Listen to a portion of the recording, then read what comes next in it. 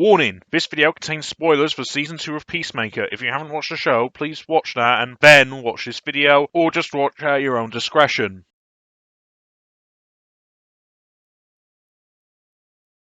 And now, Season 2 of Peacemaker has come to an end, and watching it has made me think of something, especially after seeing Superman, is that Peacemaker and Superman are kind of the same character. It's an interesting dichotomy, as Superman and Peacemaker are two different types of heroes. Superman is, well, Superman, the archetypal superhero, which has had many variations based on him. Superman if he's a kid, Superman if he was a teenager, Superman if he was your dad, Superman but at Marvel, Superman if he was black, Superman but Batman's boyfriend, Superman but washed up, Superman but evil but also at Marvel, Superman if he's a kid and also evil. Well, this version of Peacemaker is a variation on various anti-heroes that have shown up in comics. This one takes cues from the 80s version, who changed from his more espionage roots to a more darker and edgier vigilante, who's haunted by his past as part of a trend in comics, trend towards more anti-heroes inspired by the likes of Punisher, Wolverine, and most importantly Watchmen, which in turn had the Comedian, a character inspired by the original Charlton Comics Peacemaker. Superman has been pastiche, and the other one has become a pastiche. But James Gunn gives both Superman and Peacemaker the same type of hurdles, despite their difference in status. In Peacemaker, Chris Smith is a man who's trying to reconcile his upbringing by an abusive white supremacist father and tries to move on from it.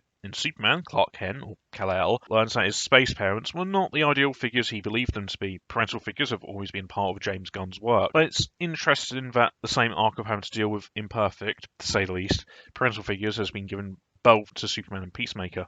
Another interesting aspect is that both characters are defined by music, as you expect from a James Gunn production. In the episode where the 11th Street Kids and Judo Master rescue Chris from Earth X, Adebayo and Judo Master discuss Chris and his love of hair metal, with Adebayo comparing Chris to the music genre, saying, "I just had to open my mind a little and get past parts that were cheesy, but that's what Chris is like. You just got to open your mind up a little bit and get past the parts that are cheesy." To me, this scene felt similar to a scene in Gunn's Superman film where Clark and Lois discuss the message from his space parents, and the tangent about Clark's taste in punk bands and how Clark's more trusting attitude is the real punk rock. The two characters have musical tastes that are genres that aren't exactly highly praised. It's another interesting comparison between the two characters. Also, both characters' relationship to the wider superhero community is also comparable. Superman's relationship with the Justice Gang isn't exactly on the up and up, while they do work with each other and see themselves as colleagues. Clark even divulging his secret identity to them. He doesn't like their methods.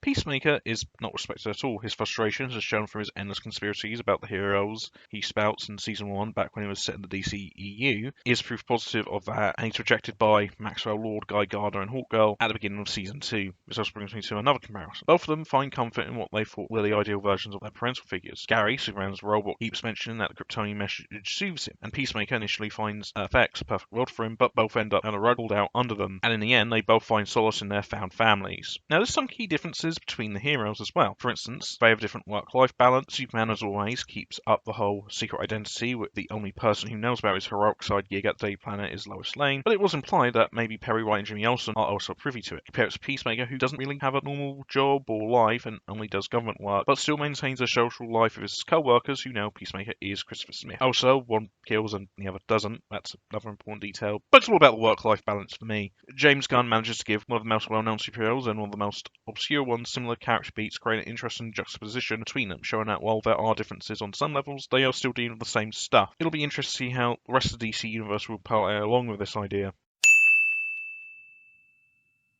Like what you see here? Then please subscribe to my YouTube channel so you can get more Watch This Space, but also other things such as my short films. Please remember to like and subscribe to the videos you just watched, and also please check out the Orange Bin, my blog, where I have write-ups of my episodes here, which with links to sources I mentioned on the show. It also contains some of my old blog posts if you want to see what else I used to do back in the olden days. So please remember to check out my blog and like and subscribe to my YouTube channel.